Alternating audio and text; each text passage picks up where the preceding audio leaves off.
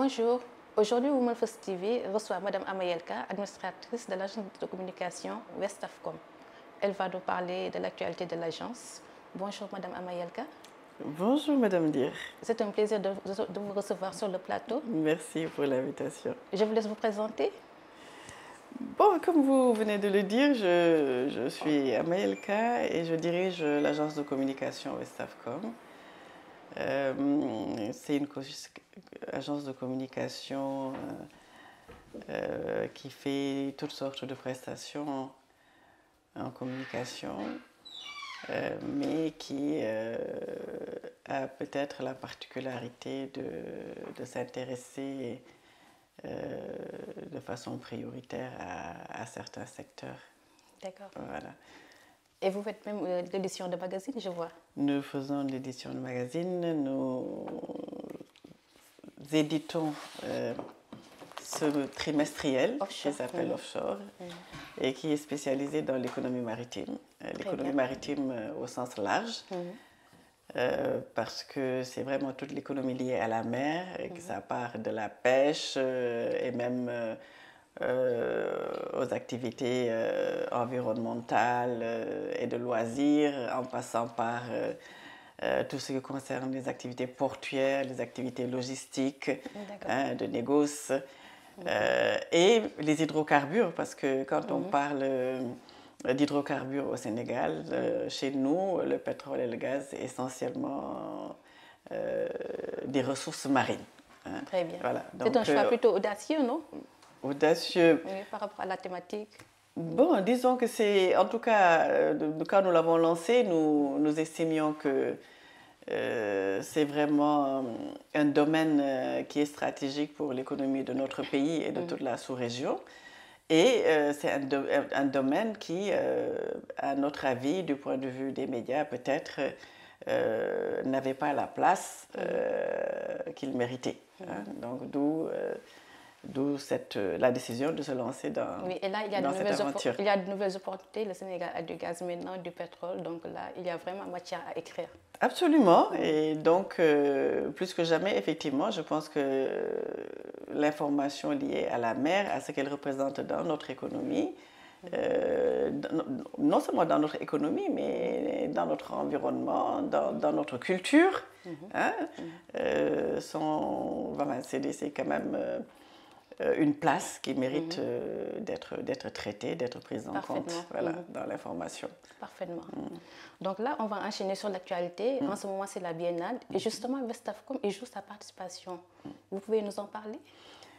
Alors, la biennale, effectivement, nous sommes très impliqués. Nous avons choisi de nous impliquer dans la biennale en accompagnant une grande artiste visuelle sénégalaise qui s'appelle Aïchatou Dia, qui a la particularité d'abord d'être une femme.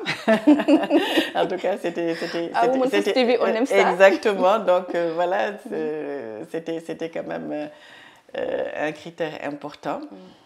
Une femme qui en plus avait un beau projet, parce que depuis quelques années, elle organise ici au Sénégal une rencontre artistique qu'elle appelle le pinceau de l'intégration. Et elle fait venir donc des artistes du monde entier qui se réunissent ici à Dakar en résidence, c'est-à-dire qu'ils travaillent ensemble. Il y a de l'échange d'expériences, il y a de la solidarité, il y a de l'amitié. Et donc, ces personnes-là travaillent à chaque fois autour d'un thème précis. Et cette année, pour cette édition-là, ces artistes invités ont choisi de travailler sur le thème Galgi, donc la pirogue en Wolof. Et donc, vous voyez un peu venir avec mes gros sabots, Galgi, offshore, qui s'intéresse à la question de la mer. Donc, c'était aussi une thématique qui nous parlait, qui était pertinente au regard de nos propres activités. Et donc, nous avons choisi d'accompagner Madame Aïchatou Dia dans cette aventure. Et c'est la première fois que vous collaborez ensemble? C'est la première fois, en tout cas à titre professionnel, qu'on collabore ensemble.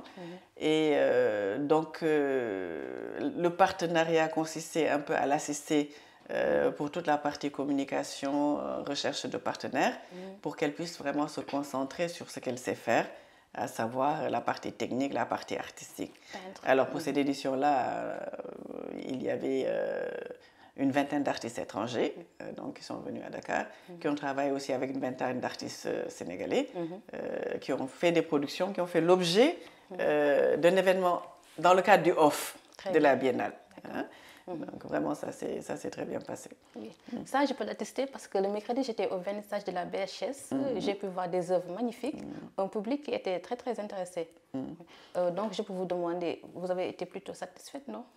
Alors, nous sommes plutôt satisfaits parce que d'abord, vraiment pour une première collaboration, nous avons eu la satisfaction d'abord d'intéresser quand même des institutions importantes, parce que nous avons eu le soutien, par exemple, du port autonome de Dakar, qui a accueilli l'exposition, de la Banque de l'Habitat du Sénégal. Toujours la mer, l'univers de la mer. Voilà, qui est la Banque de l'Habitat du Sénégal, qui a très tôt accepté aussi d'accueillir l'exposition.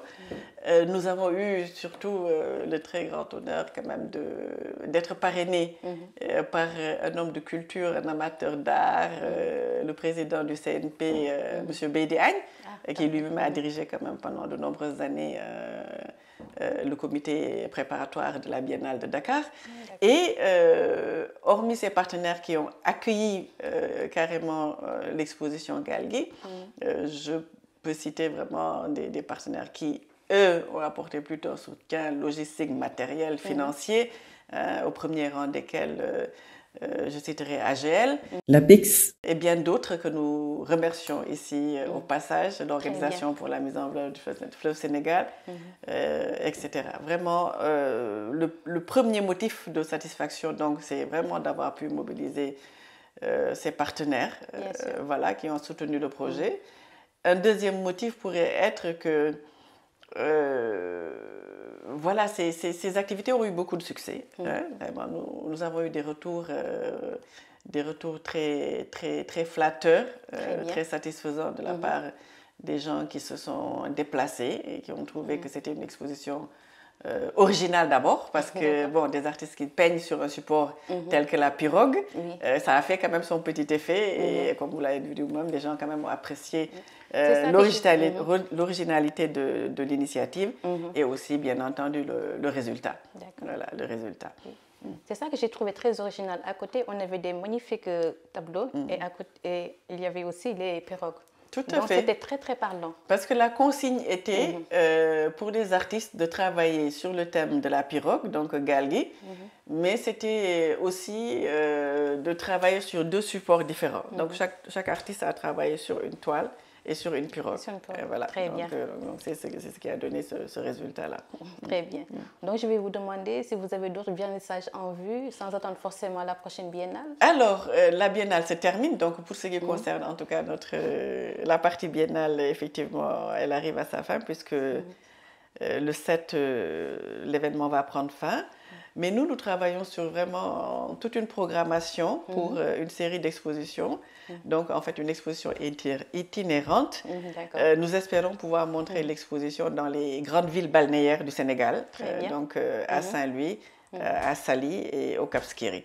Donc, nous travaillons sur ça et puis donc, il faudra suivre un peu l'actualité. Et là, j'ai vu tout le monde à s'intéresser au pinceau de l'intégration. De toute façon, il y a un site internet qui est dédié. Tout à fait. Vous pouvez trouver ces informations-là sur le site pinceaudakar.com et sur le site de Westafcom aussi, qui relaie, en plus de ses réseaux sociaux, toute l'actualité liée à ce projet.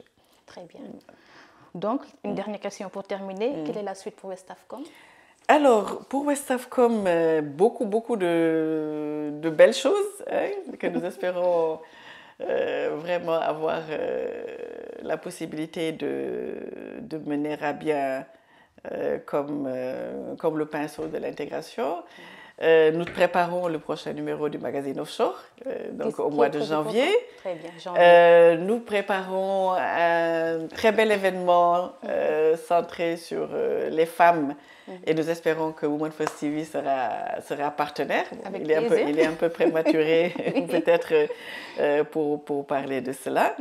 Et voilà, nous creusons comme ça des petits projets intéressants, je pense, qui plairont à vos téléspectateurs, téléspectatrices et aussi à nos partenaires. Voilà. J'en suis sûre. De toute façon, Women First TV est toujours intéressée par quelque chose qui est mené par les femmes.